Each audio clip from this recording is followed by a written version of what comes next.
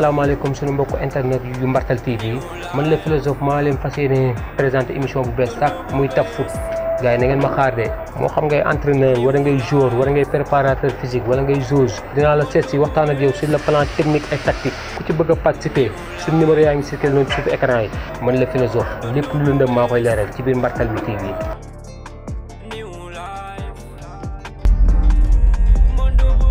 waaw asalaamaaleykum suñu mbokku waa Mbartal TV ñu ñëwoon fii nag tey seet si benn coach boo xamante ne nii moom mooy coach Abdoulaye Ka ku ko xamul fii Sénégal dégg nga ko surtout fii ñu nekk nii Pikine ñu fas yéene defar moom benn waxtaan boo xamante ni ki koy def mooy le philosophe Tapha Thiam donc laay ñi ngi lay bàyyi nga nuyoo coach Abdoulaye. waaw kon ni ko Tapha waxee salaamaaleykum maa ngi waa Mbartal TV maa ngi leen di nuyu sant mais remercie aussi ci déplacement bi ñu def ñu seet fii di nuyu particulier Tapha Thiam ñun nekk koo xam ne nii bon duñu ko présenté parce que nekkoon fi waroon naa ko à la suite que mu nekk émission bi ñu def Mbartal TV seen sport kon kooku vraiment maa ngi koy remercier déplacement bi ñu def daal. waaw coach Laye boo gisee ma gën a am fierté tey pour seet si la da nga nekk benn entraîneur boo xamante ni entraîneur bu am défi nga aussi ku bëgg li ngay def la est-ce que coach Laye yow bi nga duggee sa carrière entraîneur est-ce que mën nga ñu ci wax dara ak kañ nga commencé sa métier entraîneur. waaw loolu danaa ci sawar tontu parce que yaakaar naa débuté bi fii boobu maa ngi débuté Kaolack commencé woon naa Kaolack nekk ci biir Kaolack gars yi waroon naa la fi filmé bu bëggee bokk naa ci encadré ay salle yi waaye fii ci laa ñibbi ci Dakar ba mu ñibbi ci Dakar ñëw war naa benn équipe bu ñuy wax Djidah Football Club en premier Djidah Football Club yor ko moom nii def émission bi tey Tapha Thiam yor ko junior cosaan championnat waaw ci côté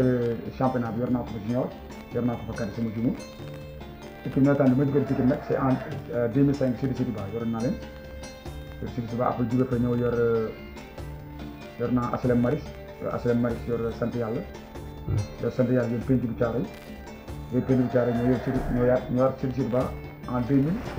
waaw ci laa ñuy dem final après final ba ma ko jëlee dama perte bi sama diggante équipe bi ñu sama équipe kon ñu bokk waaw loolu daal xam naa ne def bokk na samay carrière football aussi demoon naa extérieur def sama formation licence en extérieur bi si Louga. est-ce que tey Laye mën nga ñu wax tey sa palmarès tey yow tey ñaata coupe nga jël ak ñaata final nga def. waaw comme ni ma ko waxee parce que boo xoolee ci petite catégorie bi ci laa gënoon concentré wu. petite catégorie bi nekkoon naa ci sama centre de formation ak sama école de football. école de football bi bien nommé sama tur académie Layka. bon man jël bi ma mën fi jouer ay trophée man dama ñëw di génn ay xale ay talent yu jotee di génn génn naa ci ay boy yu bëri ba ci boy di jouer nii non seulement ay suuf sax yoroon naa ko mooy Ismaïla Samaké Massamba Diop bi nekkoon Ndam may sa wàllu jon bëri na joueur yu bëri xam sant lañ génn non sama carrière football nag 2005 laa ñuy jël coupe cadet Sidi Ba ba ma fa ñëwee ba léegi dem naa Kaolack benn équipe bu ñëw ASC Rail bu Kaolack moom mi yóbboon naa ko fa demi final laa ko toogee bi mooy sama première année bi ma dem final gàtt ko mooy année bi mu ñëw Sidi Ba ren 2005 ren jël naa ko cadet ak Sidi Ba. mais tey Laye nan nga gisee tey footballu banlieue bi surtout fii ñu nekk nii muy footballu Pikine bi ak footballu Pikine bi nga xamante ne nii que ni bari na ay talent trop mais maanaam dafa bariwul ay professionnel la mooy suñu gàllankoor ak talent bi nekk fii Pikine yëpp ñu te bariwuñu ay professionnel parce que bu ñuy lim ay professionnel mën nañ tey benn rek lañ ciy lim muy Pape Abdou Cissé waaye ci ñi ñu ràññee lan moo waral loolu tey coach. waaw xam nga sax bon boo gisee ñu ne Pape Abdou Cissé mu ñëw ci durant 3 ans yi 4 ans yi mais Pikine man personnellement su ma wax professionnel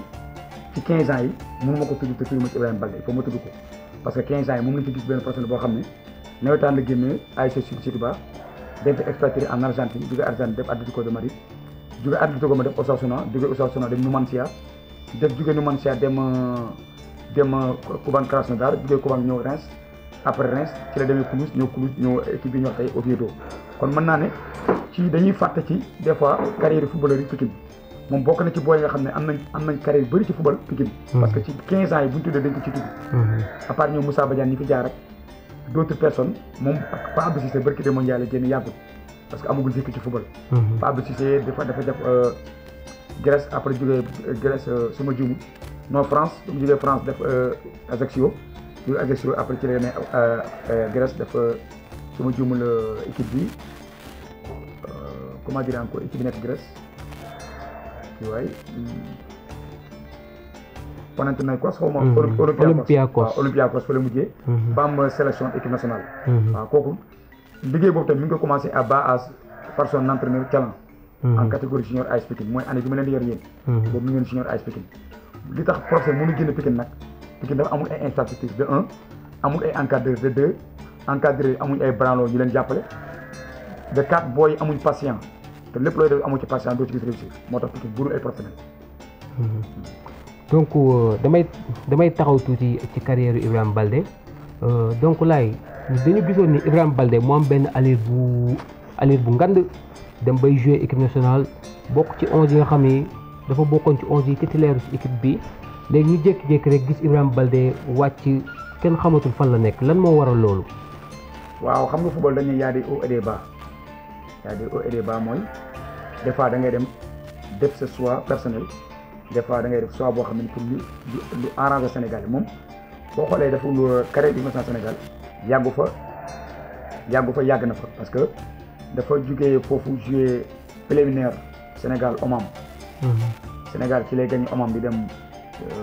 Jeux olympiques mu jógee Jeux olympiques après ci lay ñëw am première sélection am Sénégal Libéria. Sénégal Ouganda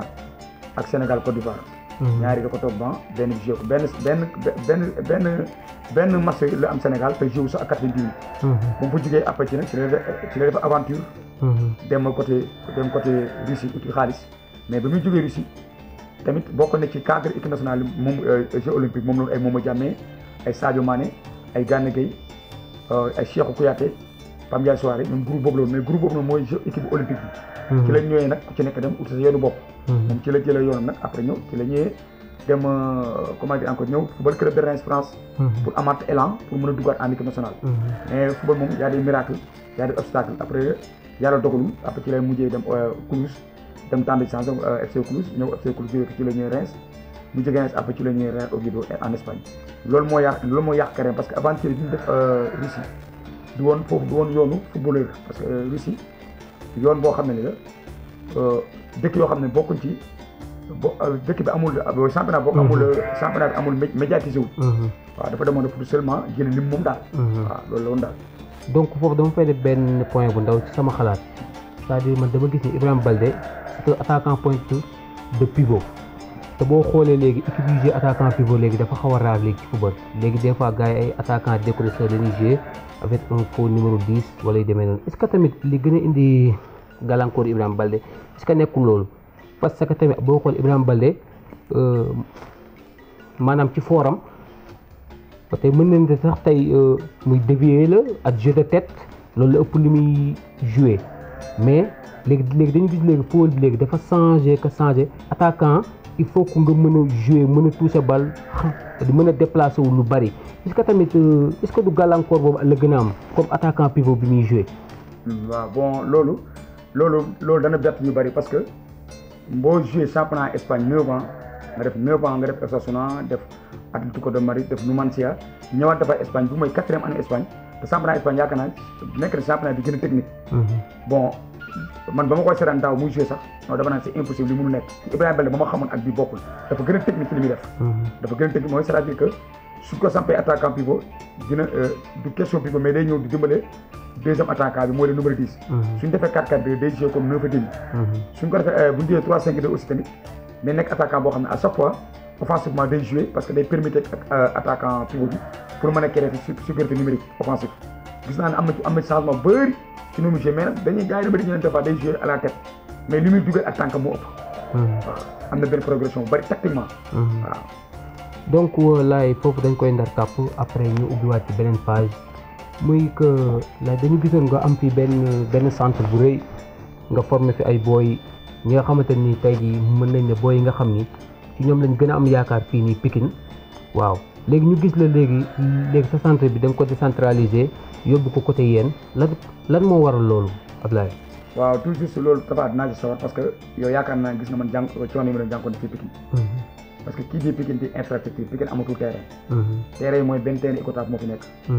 l'AS Pikine s'entraîne le matin Jàppo s'entraîne le matin. bon man aussi dama doon entraîné fii y a un autre centre qui s'appelle Paris FC fii la ñu entraîné. te aussi terrain bi tamit mënoo ko moom du loo moom ba nga koy bëggatee di ko aaki moo boo mieux que nga bàyyi tamit nit ñi tamit omnisport yi tamit ñu ci wane seen bopp. te gis naa ne fii am na problème infrastructure te Alassane Djigo ñu mënuñu fa entraîné parce que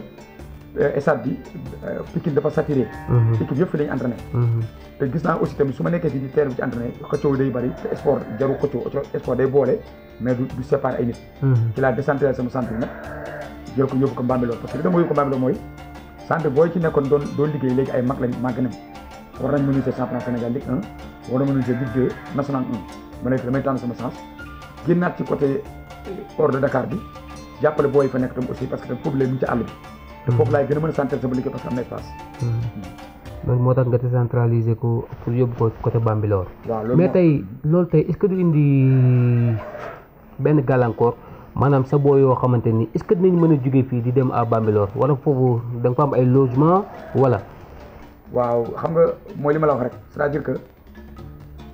dafa am loo xam ne ci sport kenn du ko ñëpp xale yor naa leen ba toll nañ ci benn niveau boo xam ne nii sincèrement ba dama leen di ñaan ñun tamit di football bi parce que ëllëg kii dee académie rek di sortant académie mooy lu ñëpp lu rëy loo xam ne ku ci nekk da ngay jóg dem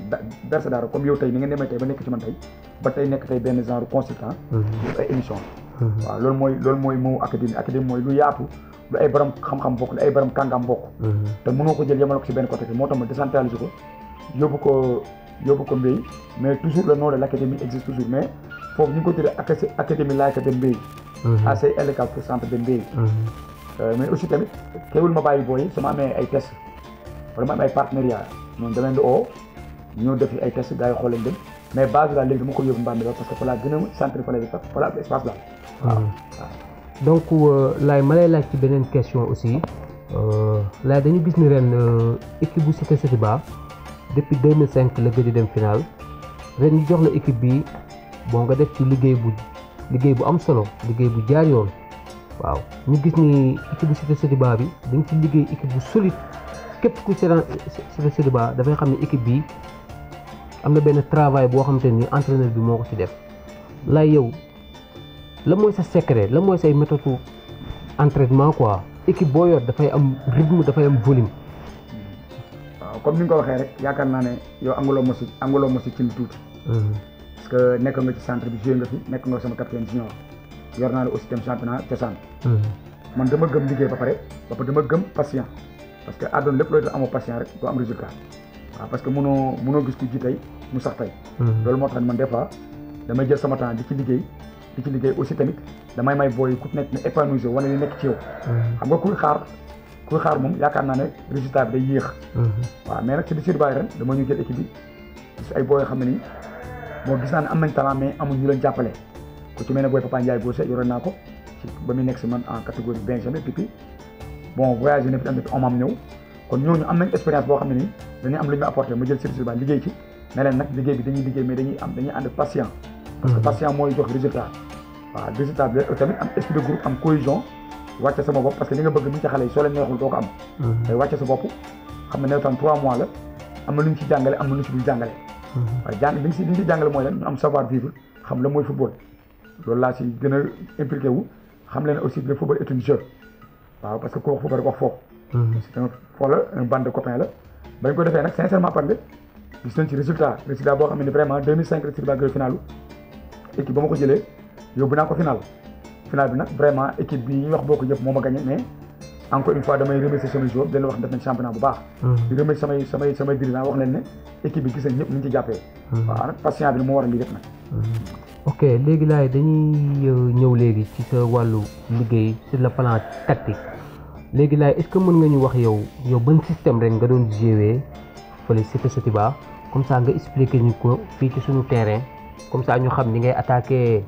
aussi ak ni ngay défendre ak sa animation offensive ak sa animation défensive léegi mën nga defar say 4-3-3. bon man boo xoolee man sama point fort mooy mën naa jouer 4-3-3 mën naa jouer 3-5-2 mën naa jouer 4-4-2 mën naa jouer 4-5-1 bon ren dama débuté nii ci Setiba mi laa débuté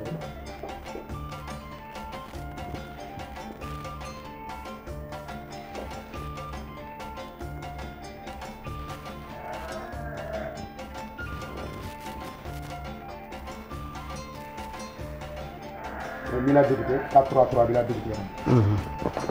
bon 4-3-3 bi boo koy joué en commençant par le gardien de but il faut mu nekk le libéro du milieu de terrain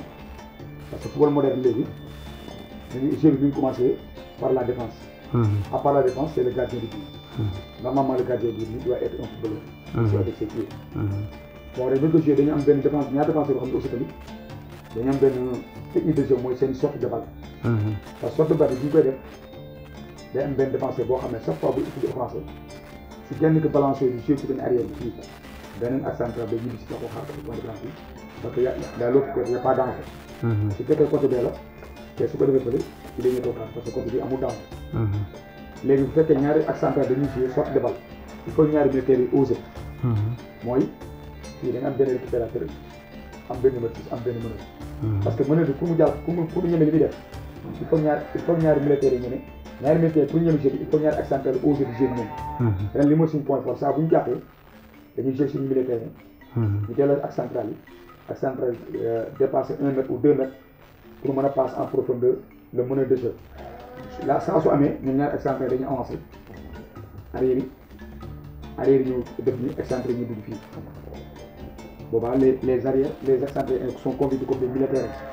les arrières yi ñoom ñuy replacé wu ñuy jouer place excentré la parce que là en ce moment dañuy am benn système offensif boo xam ne dañuy surnombre ci kaw da ngay am 1 2 3 4 5 ak benn meneur bi ak benn récupérateur bi avance ko muy 6 ba numéro 6 day xaar léegi boo duggee deuxième tiers excentré dañuy dugg attaquant bi avancé meneur bi avancé def ni ñu avancé latéral dañuy dugg déjà latéral dugg na ci biir loolu mënoo loolu boo ko joué facilement da ngay am apport offensif parce que day am animation de jeu day am animation parce que booy dem benn numéro 6 lay bàyyi ko ñaar ak central parce que fii boo ko joué il faut que attaquant de pointe bi nekk benn technicien boo xam ne day sollicité numéro 10 bi numéro 10 bi sollicité excentré bi excentré sollicité arrière bi moo am animation offensive pour ñu mën a dugal parce que boobu doo mën def bloc bas offensif ngay def li mooy bloc bas offensif léegi si l'équipe perte arrière dañuy ñibbi si lentement dañuy ñëw di dox ba serre à la ligne excentré ñëw tëj gauche tëj droite militaire yi ñibbi si gauche ci biir droite di bàcc seen numéro bi là su fekkee équipe nag dañuy souffrir sonn nañ excentré dañ arrière excentré dañuy dugg seen tiers carrément ñaari militaire récupéré ñibbi si fii su fekkee dañu am bloc bas en retour maa ngi def 4-5-1 dañuy def 4-5-1 parce que on a un seul attaquant devant y a un meneur de jeu y a 2 militaires parce que loolu boo ko def ñaari militaires yi waruñ am accès boo xam ne dañuy sori ñaari ak central yi waruñ def nii quoi bu ko defee militaire day jaar mais tant que ñu ngi taxaw ci colonne vertébrale équipe bi c'est la colonne vertébrale mooy ak góol bi le numéro 10 attaquant point mooy li mooy colonne vertébrale équipe bi waru dakk parce que numéro 10 waru def nii ñaari militaires waruñu génn ak centre waru def nii kon espace bi day amaat moo boulevard day am boulevard boo xam ne daf ñuy sonal léegi il faut ñaari ak centralité su jógee léegi nga andi sa ñaari arrière bi taxaw bon soo defee sa ñaari militaire def ñu récupéré dellu si soit que ñu ngay joué soo koy defee nii nga gën soo ko defee nii nga numéro 6 camp li mooy le sens bi quoi donc Ablaye ma gis sa 4-3-3 yi nga def benn 4-3-3 boo xam ni parce que système boo gis am na fort am na faiblesse aussi ma gis sa 4-3-3 yi nga désigné ko nii. salaamaaleykum sunu mbokku internet yu Mbartal TV man la philosophe maa leen fas yéene présenté émission bu bees sax muy Taf Foot gars yi na ngeen ma xaar de moo xam ngay entraîneur wala ngay joueur wala ngay préparateur physique wala ngay joueuse dinaa la seet si waxtaan ak yow sur le plan technique et tactique ku ci bëgg a participer suñu numéro yaa ngi circulé noonu ci suufu écran yi man la philosophe lépp lu lëndëm maa koy leeral ci biir Mbartal bi TV.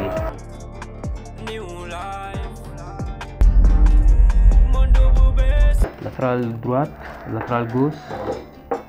milieu de terrain sentinelle les deux excentrés les attaquants. non milieu de terrain sentinelle deuxième plan bi laa ko andi bu fekkee mën nañu defal beneen leçon. waaw d'accord parce que lii lañ joué. damay def fii parce que lii boo koy def c'est parce que benn mënal nga am. lii soo koy def c'est parce que nga wóoru sa attaque moo tax nga def benn médecin central day. ok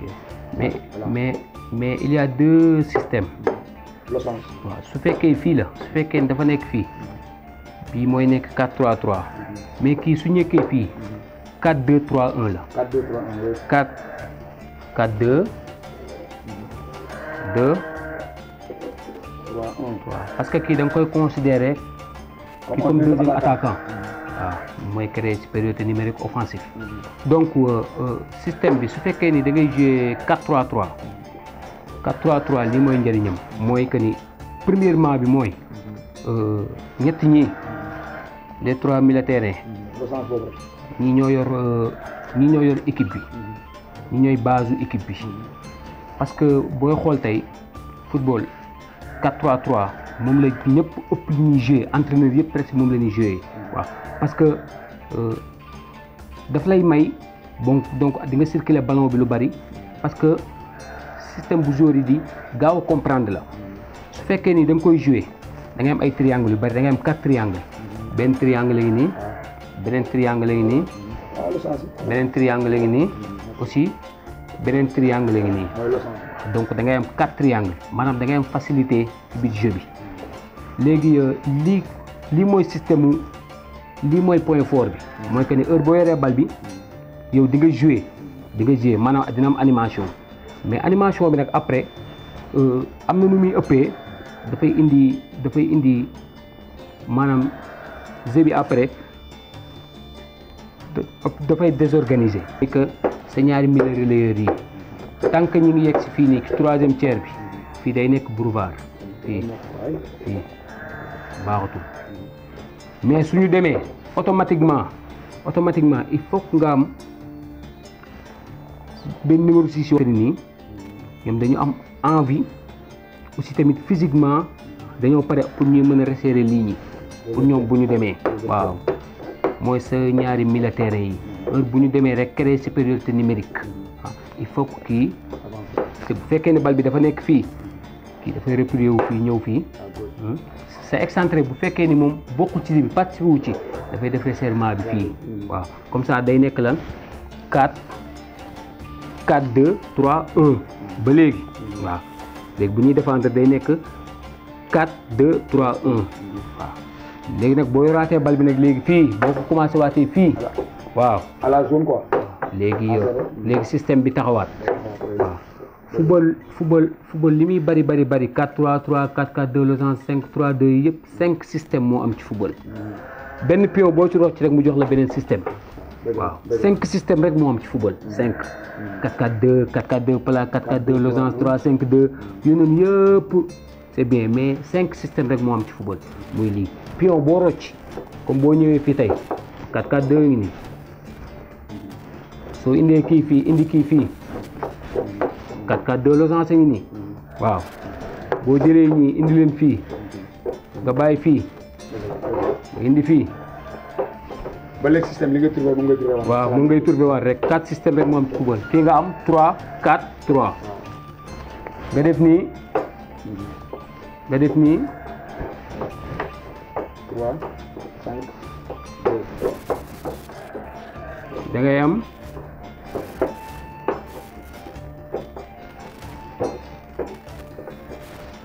fii nii léegi fii da ngay am 5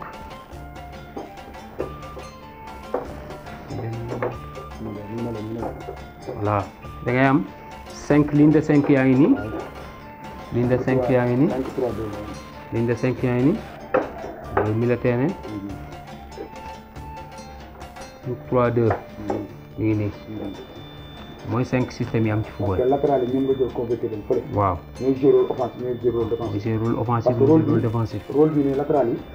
ñoom ñii ñooy gën a sonn. parce que dañuy jouer ñaari système. si l'équipe défend si l'équipe joue offensivement et joue offensivement. ñaari attaquants ci kaw leur métier c'est de jouer avec les militaires et aussi d'empêcher l'équipe adverse de faire des sorties de balle. léegi nag bu ñëwee foofu noonu parce que soo xoolee il te faut 3 axes centrales. soit da ngay ñett ak central nga ñaari arrière ñaari central ñaari arrière ñu koy def nag def ñett ak central def ñaari excentré def ñaari militaire benn meneur ñaari attaquant ci kaw ça dépend ci utilité jeu bi li mu lay jox rek utilité bi mu lay jox mooy nga def 5 défenseurs am 3 ak central ñaari arrière wala 3 défenseurs ñaari excentré benn militaire benn meneur ñaari attaquant ci kaw léegi loolu nag le sens boobu léegi day amaat parce que néew ko demi dañ koy reculer pour am soutien fii ak numéro ak numéro 10 fii. léegi kii ci kaw moom moo def récupération pour empêcher les défenseurs de ne pas sortir dans les jeux. loolu d'accord. léegi léegi boo xoolee 5-3-2 mi ngi nii système yi li koy doxal mooy joueurs yi il faut que nga am les joueurs yi nga xam ne ñoom ñoo mën a def système bi ñoo ko mën a jouer parce que système bi dafa laaj beaucoup d'efforts. Voilà, il faut être physique, il faut être présent dans les duels. Il faut que tamit nga am ay joueurs yi nga xam ne ay joueurs yoo tactiquement dañoo baax parce que lii boo ko jouer dëgg la sa défense dina baax mais heure boo yoree bal bi di ko développer di ko jouer rek kii dafa war a ñëw waaw comme un numéro 6 waaw. moom la ñuy wax libéro militaire. waaw kii mooy libéro militaire bi nga am léegi lan 4-4-2. 4-4-2 mooy ñaar mais 4-4-2 bi écart bi warul sori diggante ñaari attaquant yële parce que après dañuy sonn ñaari défenseur dañuy jege si pour parce que surface de réparation rëy saa bu écarté kenn day jël yenn nga xaar ko su écarté fii kii jël fii kii xaar ko tey te tey couloir morte bi yenn métier dañu ko mën a def. léegi losange bi moo ñëwaat nii léegi losange dafa am losange mooy forme de losange mooy nii nii ak nii chaque jour en son rôle kii te milieu terrain boo xamante ni nii fii périmètre bii war a fi jóge kii milieu droite kii milieu gauche kii un numéro 10 kii comme un attaquant décrocheur kii attaquant profondeur waruñu bokk rôle yi ñuy jouer kii milieu terrain tampon la kii fii rek lay daw kii moo xam ñaari joueurs yi kat moo ci gën a offensif mooy dem kenn ki dañ koy may muy dem di jël bal bi di dem ak moom en dribble comme le cas de Real Madrid mooy seen losange Casemiro mooy taxaw fii Toni Kroos fii Modric fii Isco ki day nekk un distributeur ki nekk un dribbleur ki nekk un numéro 10 typique passeur qui cherche les profondeurs. Voilà. C'est benn attaquant mooy nekk attaquant décrocheur ki attaquant profondeur ki heure buy décrocher rek dafay permettre pour déséquilibrer défense adversaire bi. dafa am benn mot bu leen benn ñoo bokk rôle lu ñuy jouer mais dafa am ay mots yu leen séparé. parce que ku nekk da ngay jouer sa espace. kii fi mu doon kii bu xarat kii lu métti xarat bi fi rek di ko jëlee. waaw ñoom ñaar ñëpp kenn ku alimenté sa couloir kenn ki da lay xaar. waaw mais na nga xam ne alimentation bi kii moo koy def.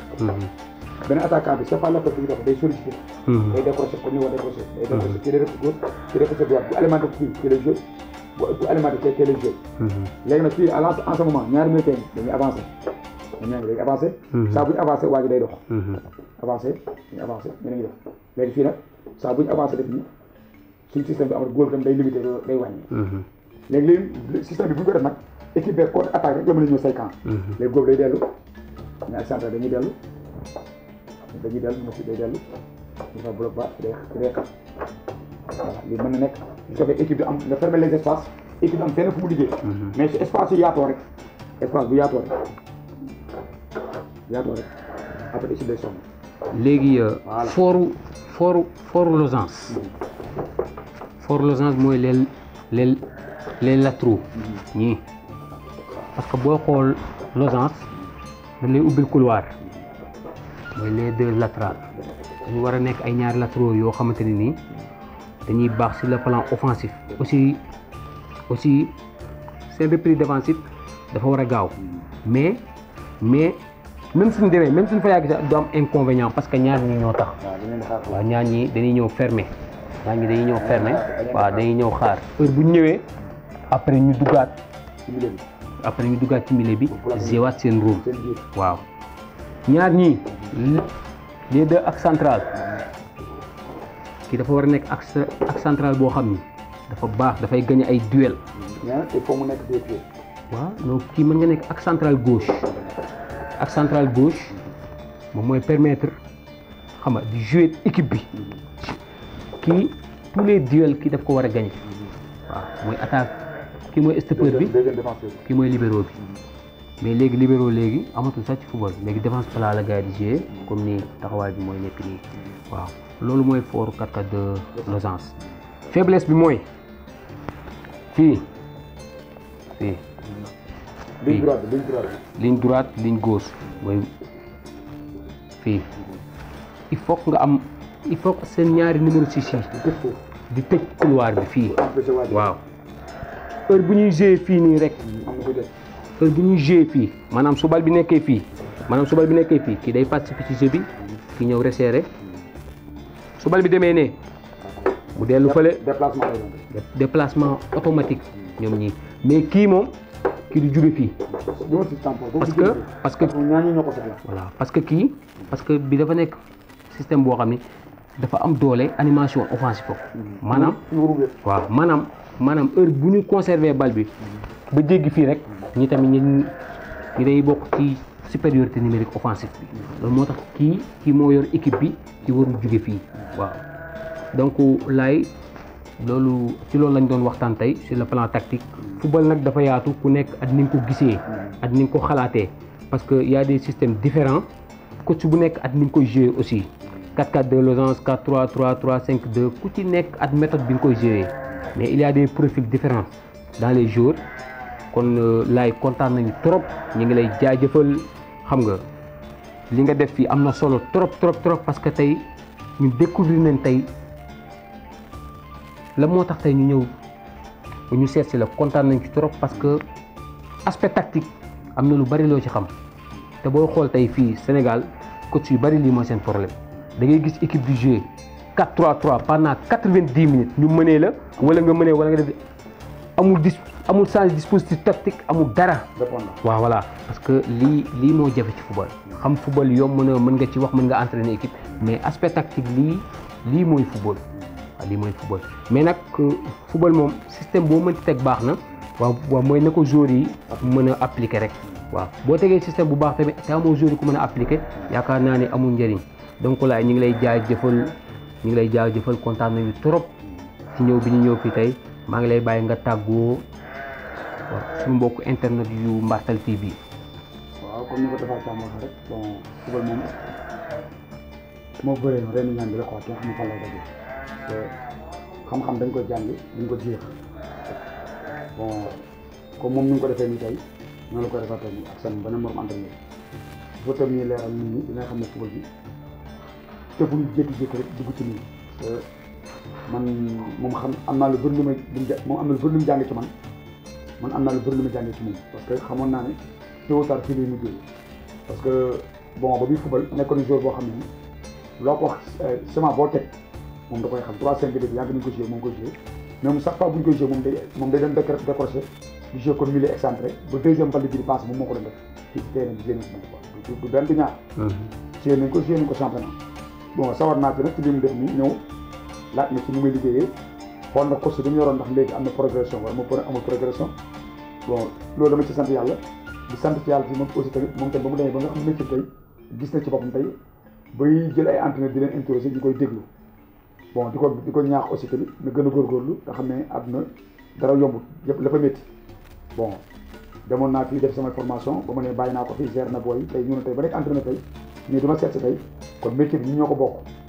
xeebu ma li nekk moom aussi xeebul nekk man di wax ne football bi dafa ànd ak patient aussi tamit système yi ñuy teg loolu jàng école doo ko tari il faut ñu si concentré wu di ci déglu football du terrain kese la ñuy jàngale joueur football au tableau le mot de briefing joueur teg leen tableau waxtaan ak ñoom avant match man yaakaar naa ne loolu man mooy sama point fort man tableau moom moo ci teg mën naa ci 2 heures temps di briefing ba yow da nga yaakaar sa match yaa ngi koy joué